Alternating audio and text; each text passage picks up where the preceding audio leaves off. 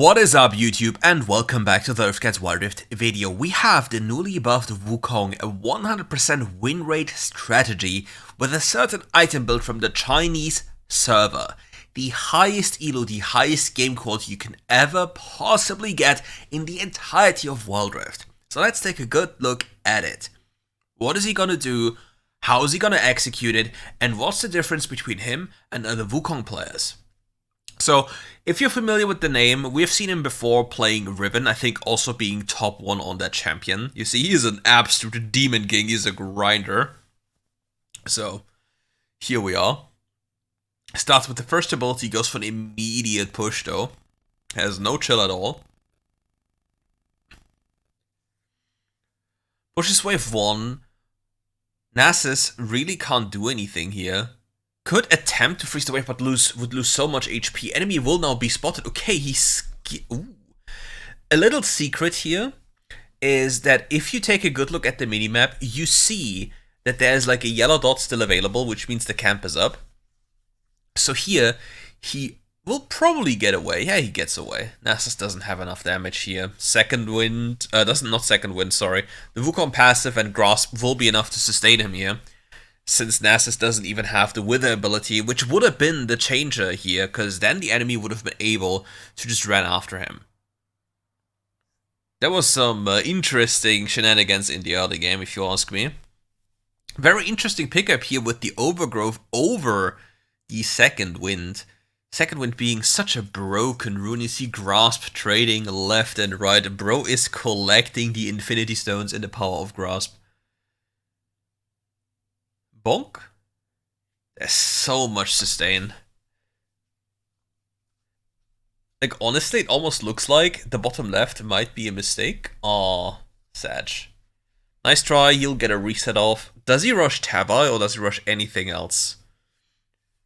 He'll probably stay here, he'll delay his reset until this spawns, so the so the Nasus can't capitalize on that one. Rammus already cheese ganking around the block, level 3, being invaded early game.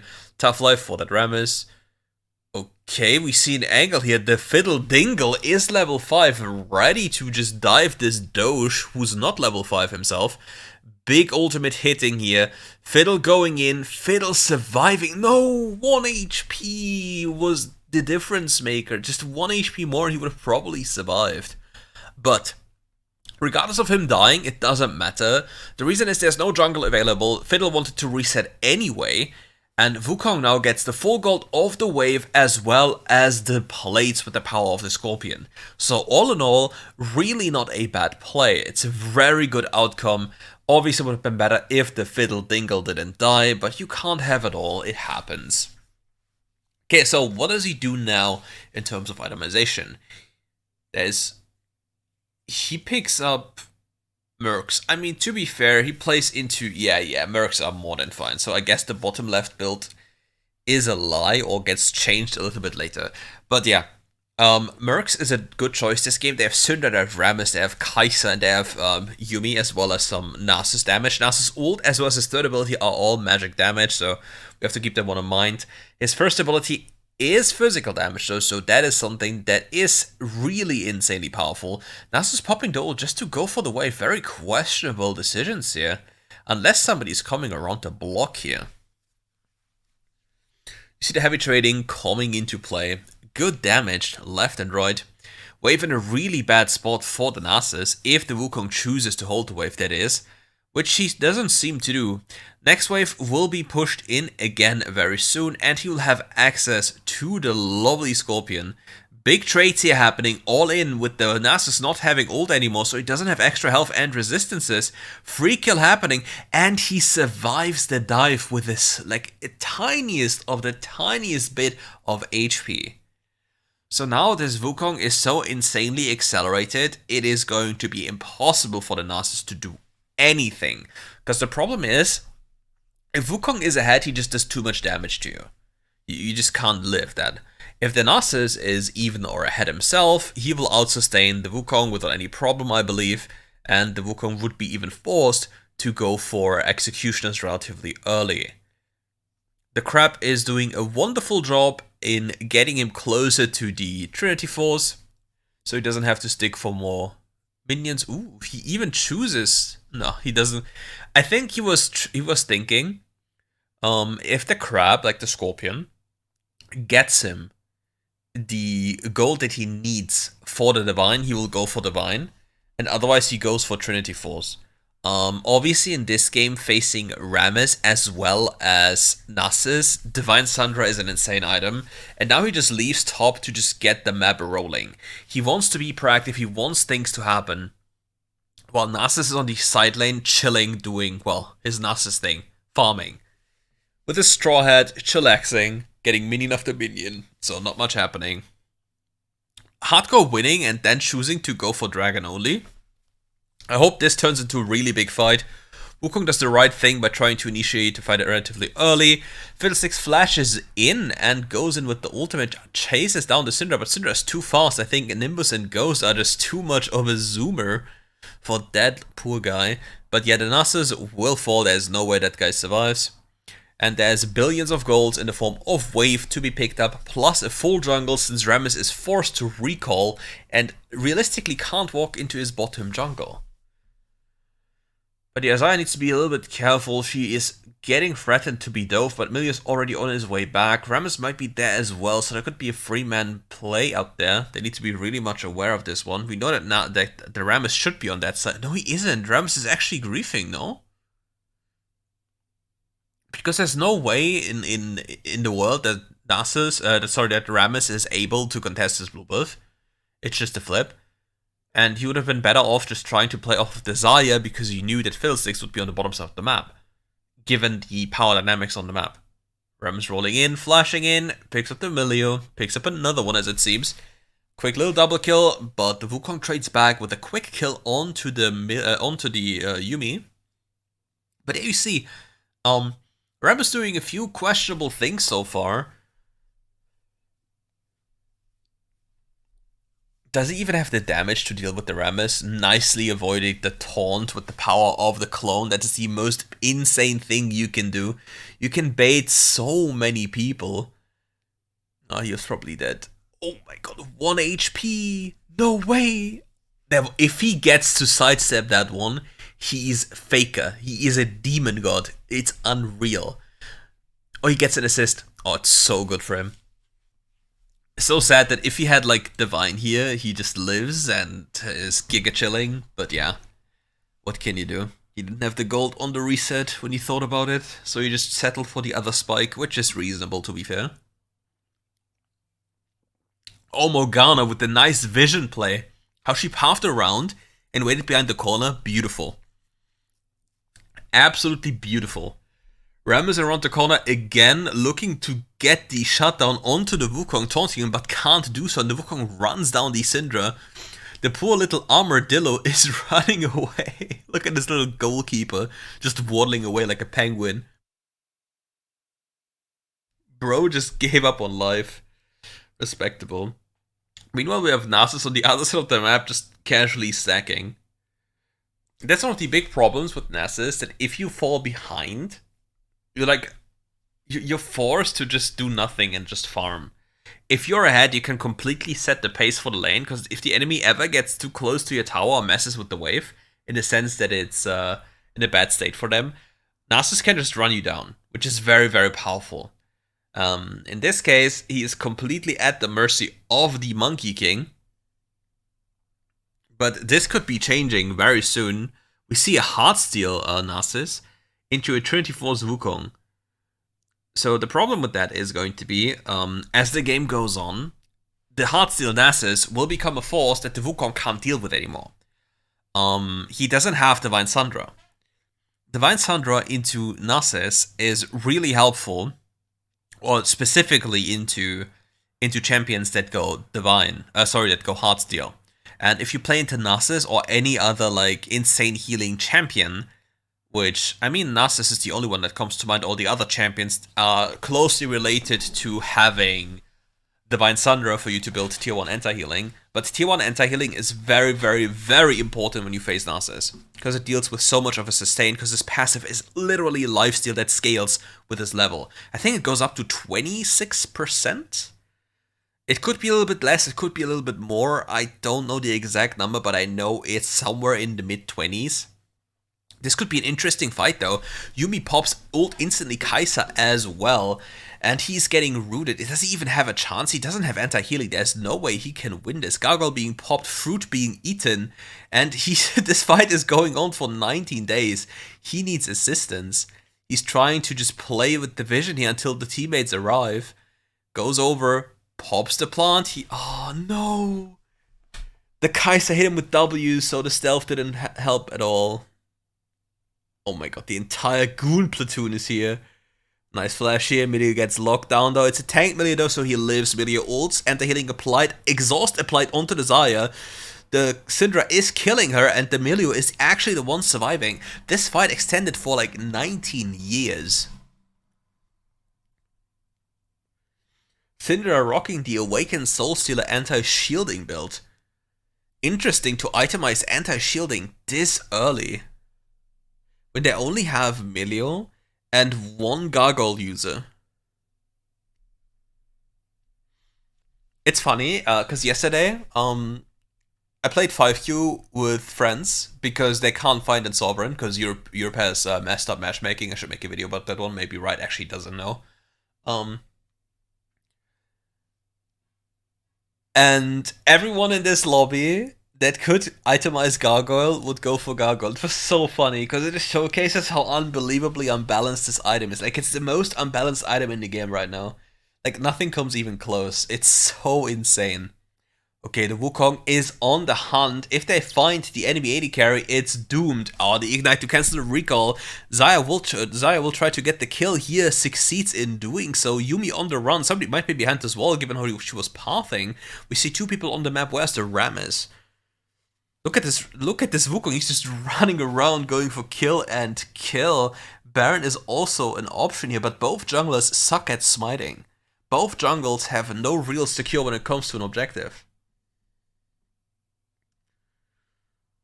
Syndra even cancelled the dash, but the Nasus falls for no apparent reason, and now the Rammus has to just, well, miracle steal. Syndra has to just deny. Oh, this could get really close though. It was relatively close. Okay, Morgana flashing in. Doesn't connect that one. The thing is, this kill isn't relevant, to be fair. Because you'd rather keep your summoner spell for the push after you spent all your gold. Because now, if you utilize all your summoner spells to get a kill, by the time you come back into the position here, you would probably just, have them respawn in a few seconds.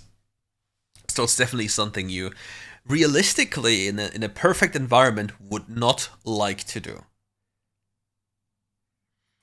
But yeah, perfect environment does rarely exist. We have a top lane slow push into the enemy team. That is something that we can leverage as the push goes on. We have 1 minute and 10 seconds left on the Nashor. Unfortunately, Nasus is taking care of that wave.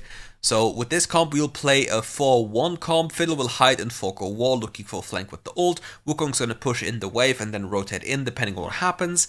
Or the other team rotates towards the Wukong, whatever suits them in this situation. Fiddle just has to make sure that he has the flank. If the Fiddle Dingle gets the flank, gets the ult into the middle of the fight, it's completely over, but unfortunately the Rammus catches him off guard and he's taken care of rather instantly. Because, unfortunately, the Fiddle didn't understand that the Fiddle has to be in the jungle side between the lanes they push. So in this case, the bottom lane as well as the mid lane. Or rather, the top lane, but it's, if you look at it, it's the bot lane. In reality, it might be the top lane, but yeah, he has to be between these lanes. Okay, Syndra is dropping dangerously low. The clone is tanking up some good damage, but we die to the Syndra ult executing him. But it will be a worthwhile thing, given that they will take away 2 inhibitors. Maybe being able to end the game, but I don't think so. The Nexus Shield is too potent at this stage. With the champions they have, they don't have enough auto attack damage. They'll rather settle for potential objective. Soul has been basically secured, and having Ice Soul on champions, like for example, Wukong, who's a burst-centric champion, is really, really scary, as well as Fiddlesticks, because if he jumps you with a full combo, you'll take a good amount of damage as extra damage, in true damage, and you're getting slowed. So just imagine if Morgana hits you with a full combo. Even just a W, it's like, then you have basically a better Rylai's on like one target for like a brief moment. And then they just die. They just topple over, they just give up. Can Morgana actually solo this? I honestly don't know. I'd be curious. Oh no, it's not jungle Morgana. Can mid lane Morgana do this with full items? I wonder. I don't think even jungle Morgana can do it with full items. I think the damage drop-off from the Baron debuff is too high. Okay, Ram's looking for a flank again, flashes in, jumps in. This can be the... Oh my god. This was so close. Meanwhile, the Nasus is just running down side. He lives the Scion life, just running it down, hitting the base. The Yuumi heal is disgusting. Bonk on the head. Will she finally fall? She does. Kai'Sa's such an obnoxious champion. And Syndra is there. He gets the full combo. Sadly, dies to that as well. No real assistance here possible. But the team defended the push of the Doge. So at least that one didn't lead to losing an inhibitor for zero reason. Because we love the Doge. Fiddle Dingle with the no Rabadon speedrun. My goat.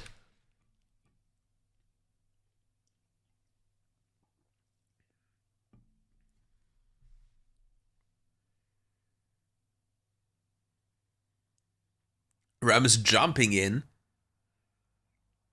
But he jumped onto a guy with Milio around. That's a little bit crazy. Wukong in the front line here. Gargoyle and Morgana shield on top of him. There's no way he can die. And yeah, Fiddlesticks just goes in, trades the life for the kill onto the hyper carry, and that will mark the end of this game. 5 clean kills, just 1 death, and an immediate victory.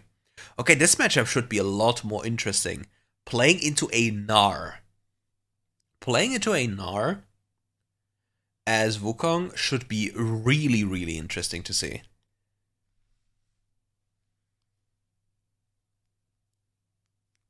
Ruby Crystal being purchased.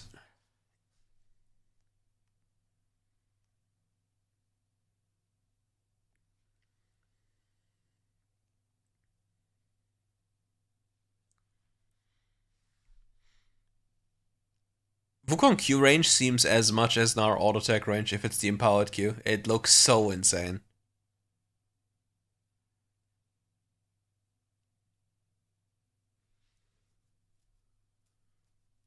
Not getting the heat off is kinda sad. This time he has second wind with him. Bonk. This Wukong is trying to deny as much XP and gold as possible. But it's very difficult in WildRift if your champion isn't absolutely omega broken into the matchup he's playing in. The idea is to zone the Gnar of the local XP and gold. Trying to get level advantages, trying to zone him off even further, setting up a potential dive if Riven wants to do that. But yeah, it's very difficult in WildRift to actually pull that off. You see the trade back by the Gnar, like the damage is obscene with this W. Needs to be careful to not have his passive procced. Goes in for the trade here, will kill the Gnar because he doesn't transform in time. Ignite making the difference here, very nicely done. And the Wukong gets a free reset into potentially either Sheen Rush or he completes these boots. Like honestly, Sheen Rush sounds very much appealing to me, given the damage profile he has. And if he checks the gold, Gnar might not have enough gold. Okay, he didn't buy the ring for cooldown. Number 2, it would be ideal. I think it would be ideal to check Gnar gold and maybe assume if he check if he can buy plated caps. If he can't buy plated caps on the reset, I think it would have been better to just purchase Sheen. I think, yeah, because he's now probably trying. Oh no, no, he doesn't have it. He doesn't have plated. So yeah, with Sheen, these trades would be even more brutal. But the plated caps give him a lot more movement speed, so we have to keep that in mind as well. He wants to hit level 5, but he didn't get it on that wave. Now he gets it, he wants to jump away, jumps away, still has his clone available. So it's very difficult for the Graves to get something done here. Pops the ultimate, Gnar is level 5 and now gets CC'd once. Needs to be careful about the Gnar ultimate. Gnar ultimate's really late into the wrong direction potentially as well. Graves looking for an angle, Gnar stuns again, Gnar flashes away, gets instantly killed and the Riven cleans up both. Damn, when top laners fight, the jungler is the one that's gonna be happy. It's every single time like that. Top lane is just in the rarest cases a top lane matchup. And in most cases, it's just, yeah, you played your wave bad, you're dead. Or the jungle doesn't like you, so you just get ganked on cooldown for zero reason. For nothing. For just breathing.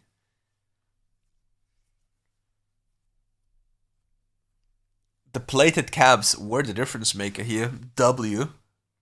They're so broken. They're so unbelievably OP. Like, defensive boots are so broken. But yeah, what you can do in future games, if you know specifically that the enemy cannot buy defensive boots immediately, after you already have reset, you can go for more damage, because you can abuse them with more damage. If they already have defensive boots, you obviously want to match that one. That's a no-brainer. But yeah, just something you can take advantages of.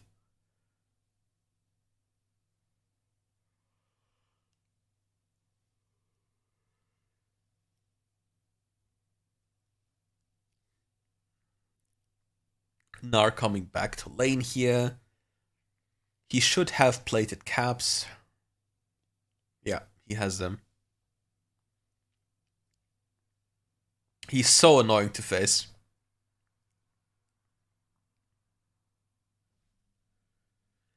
He's constantly looking for a potential angle to get that guy. This bonk range, absurd. Goes in for the E to get the last hits, but the Gnar, like, this trading is so toxic. It's so difficult for the Wukong to find trades that actually stick. And now we'll get the Scorpion as well. There's nothing the Wukong can do about that one. Maybe he can hit a good trade again, but he needs to be mindful of the Gnar all in. Gets CC'd here, gets knocked. Will the Gnar hit a good ult? He doesn't. He knocks him back, but he should be fine unless he messes up. He indeed messed up, so the Gnar dies. Yes, he dies. The Gnar did a little bit of an oopsie, so he dies. Graves comes around the corner. The clone is being... Oh no, it's a beautiful first ability by the Graves. Perfectly angled for that guy to not survive this. That's a very good one.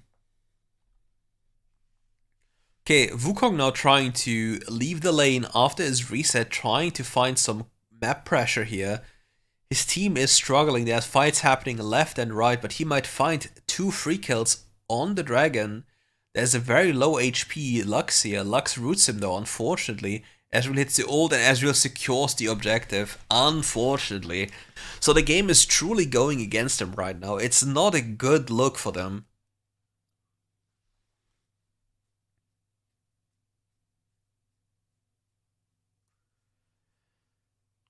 Gnar is still in Mega.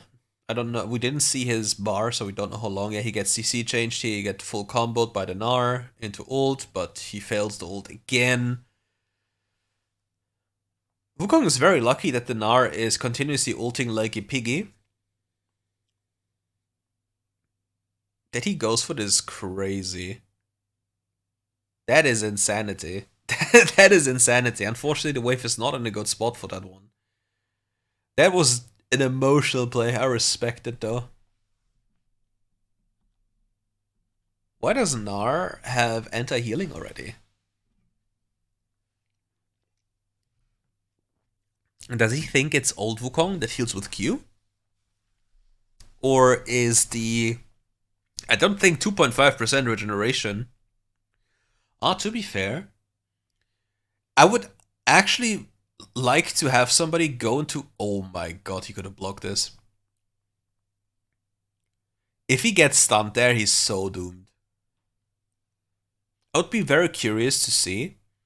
Like, but unfortunately we can't because WildRift doesn't provide you with numbers.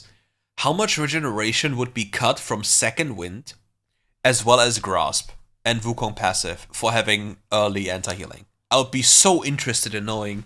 Because as of right now, it's very difficult to make like a proper statement about that one. Because it could be good, but we don't know. All we know is that if you go for Divine Sundra, you need anti-healing into Divine Sundra. Otherwise, it's over for you. Yeah, Nar, unfortunately, got a little bit too greedy for that one and got immediately killed. Graves is here again, trying to help out his little Yordle friend. Needs to be really careful. That Graves looks really angry and does a lot of damage. But yeah, minions are your friend, Mr. Wukong. Flashes forward, goes in, and gets him. This Graves doesn't have enough items yet to be this force he wants to be, and Second Wind paired up with the passive really did a number here. And don't forget, Wukong also gains armor. I don't know how much armor, how much armor does Wukong have level 11 with this passive, as well as plated? It must be close to like 150, no? Oh, Sona dies to the Lux Laser, we got an absolute sniper, and the Ezreal also came in. Can they turn here? 7 seconds till Wukong ult. Wukong needs to play for time, needs to be really careful to not get killed. Fortunately, the Ezreal is hitting the Riven. Riven flashes onto the Lux, and we get a free kill here. The Riven is performing like a demon. The jungler we need, but the jungler we don't deserve. And as you know, it's a gargoyle meta. Maybe, honestly, I should... Maybe there should be something said about that one as well.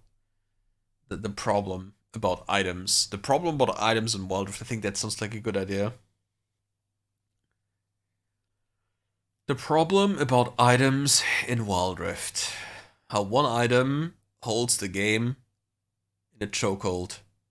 One singular item, 500 gold.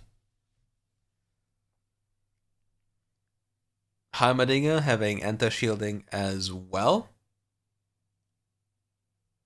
Heimerdinger getting caught here. Wukong's in the middle of everyone, but where damage? Plated, as well as the loveliest of gargoyles save the day once more. And look at Nar, he's fuming. He is indeed fuming. Little bit of a bonk, pops the W, goes away, gets so much damage done into his face.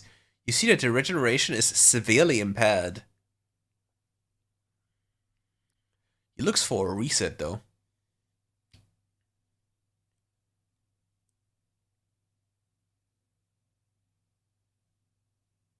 The ape is strong and the ape is coming.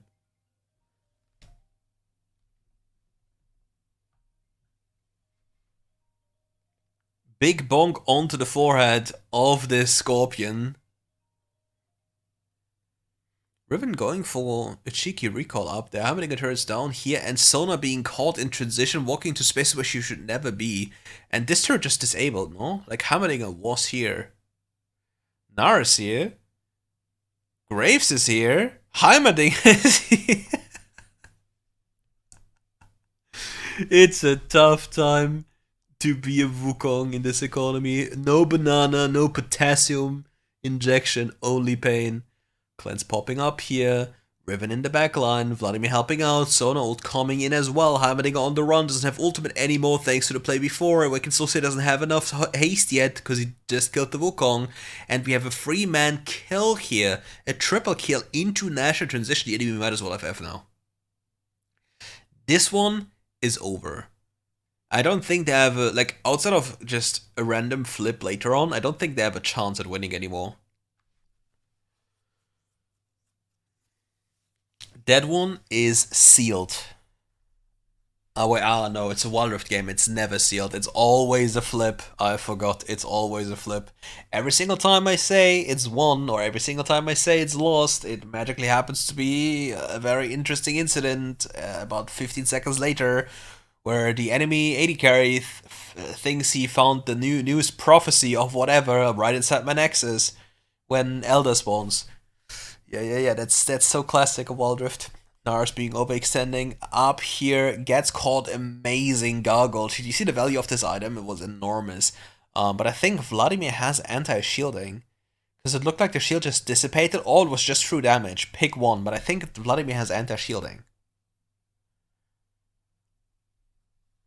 Enemy team is struggling in the mid lane with their dear lives. Heimerdinger dead again. Heimerdinger falls so many times. This Heimerdinger is not having a good time. He can't play the Bloons TD life of just playing tower defense. He's getting engaged on every single time. What a poor guy. Grayson trying to clear the wave here. Gets bonked onto his forehead. But yeah, Wukong can't really access this tower, but he has enough time to access the mid lane tower in rotation, so rather than playing 1-3-1, they briefly play 4-1 as Wukong now returns to play another 1-3-1. His team goes again to the one side and they rotate over, but unfortunately they get completely obliterated. I assume the Heimerdinger hit a grenade with ultimate. It's a quadra kill. Luckily for the Wukong, there's nothing available for the enemy to take. They might try to go for the end, but Nexus Shield is still around. They won't have the ability to do so. And Wukong could potentially, if he really wanted to, try to defend tier 3. But at worst, they lose tier 3 mid, which doesn't mean anything. So, fortunately, as of this time, they don't get punished for dying as 4 men down there.